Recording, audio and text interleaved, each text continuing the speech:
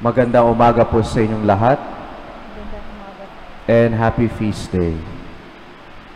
When I was hired in my first job, Splash Corporation, years ago, parte ng aming orientation is to be familiar with the company's organizational chart. In the organizational chart, we have to be familiar kung sino yung mga tao, mga bosses. We have to be familiar with the structure of the company, the decision makers, and of course, our big boss, who is at the top. And when we look at the organizational charts of companies or any other institutions, they almost always form a distinct shape. Many form the base, and there's only one boss at the top. It forms the shape of a triangle. The rank and file forming the bottom, and the big boss on the top. Now this shape shows the pecking order or the hierarchy of authority. And sometimes we are programmed to look at organizations this way. Una natin tinitignan kung sino yung nasa tuktok. Sino bang pinakamataas? Who is the big boss? But Jesus in the gospel is presenting a different view. In a community, He will institute and establish as His kingdom here on earth, His church. He wants us to have a different perspective, to change on how we see the kingdom. It is not a triangular hierarchy of authority.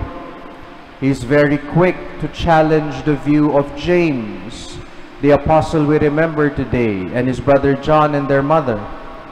Their mother said, "Command that these two sons of mine sit, one at your right and other at your left in your kingdom." Jesus is presenting something rather radical, an inverted triangle with a hierarchy of not authority, but service. For He said that whoever wishes to be great among you shall be your servant. Whoever wishes to be first among you shall be your slave. Of course, there's nothing wrong to reach the top, to be great in what we do. But greatness for us Christians is that when we are at the top, the greater the call to offer ourselves in service of those below us, to stoop down, to kneel, and wash the feet of our brothers and sisters.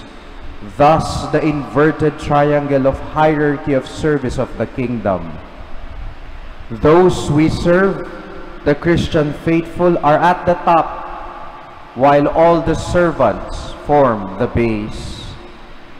You know, the Pope may be the big boss in the eyes of the world, but as a church, in the eyes of God, He is at the bottom of our organizational chart in the hierarchy of service. That is why He is called Servus Servorum Dei, servant of the servants of God.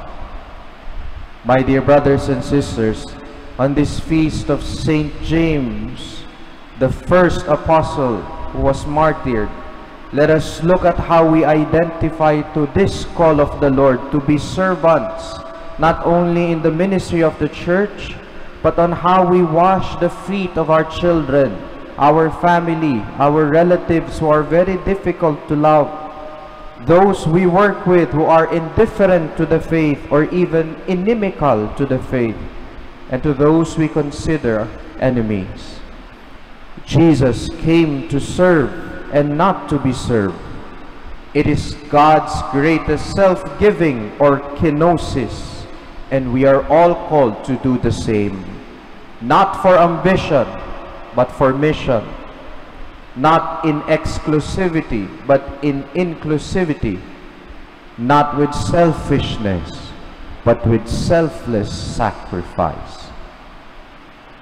Amen.